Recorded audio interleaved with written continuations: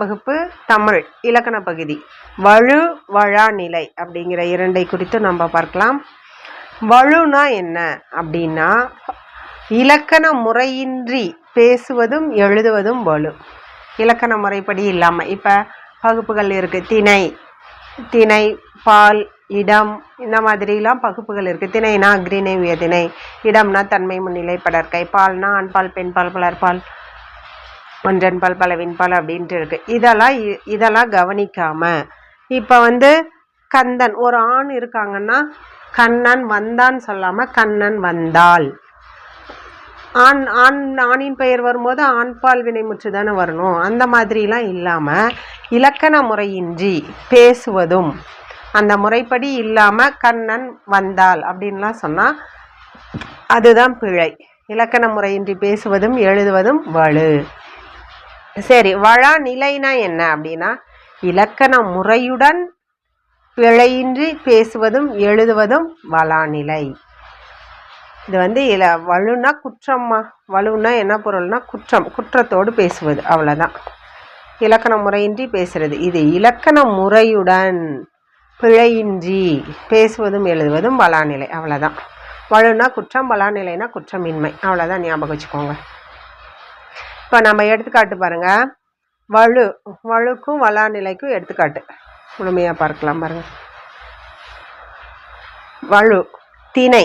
திணைனா நமக்கு தெரியும் உயர்திணை அக்ரிணை அப்படின்னு சொல்லி இரண்டு வகைப்படும். செழியன் வந்தது, இது எப்படிமா வந்ததுன்னு வரும்? செழியன்கிறது ஆண்பால்.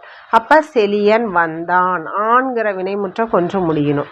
அப்போ தான் இது சரி. இது குற்றத்தோடு இருக்குது. வலுனா இது எல்லாமே குற்றமுடையது. செழியன் வந்ததுங்கிறது குற்றம், சரியானது செழியன் வந்தான். பால் 5 வகைப்படும். கண்ணகி உண்டான், எப்படி உண்டான்னு வரும்? இது வலு. கண்ணகிங்கிறது பெண்பால், பெண்பாலுக்குரிய வினைமுற்று உண்டாள். ஆள் தான் பெண்பாலுக்குரிய வினைமுற்று. அப்போ கண்ணகி உண்டாளுங்கிறது சரியானது. நீ வந்தேன், இடத்துல பாருங்க. நீ வந்தேன், இடம் 3 வகைப்படும். தன்மை முன்னிலை படற்கைன்னு. நீ வந்தேன் அப்படின்னா அது தவறு. நீ வந்தாய், நீ வந்தாய் அப்படின்னு சொல்லணும். அப்போ தான் நீ அப்படின்னா நமக்கு முன்னாடி இருக்கவங்க. அப்போ வினைமுற்று வந்தாயின்னு தான் முடியும். நாம் உச்சரித்து பார்த்தோம்னாவே அதுக்கு தவறு. காலம் நேற்று வருவான். காலம் 3 வகைப்படும். இறந்த காலம், நிகழ்காலம், எதிர்காலம் சொல்லிட்டேன். நேற்றுன்னா இறந்த காலம். நேற்று வந்தான் அப்படின்னு தான் சொல்லணும். வருவான்னா நாளைக்கு வருவான், எதிர்காலத்தில் இருக்குது. சரிங்களா? நேற்று வந்தான் அப்படிங்கிறது தான் சரியானது. வினா. ஒரு விரலை காட்டி சிறியதோ பெரியதோ என்று கேட்டார். ஒரு விரலை காட்டி சிறியதோ பெரியதோன்னு கேட்டால் அதை எப்படி நம்ம வேரியேஷன் பண்ண முடியும்?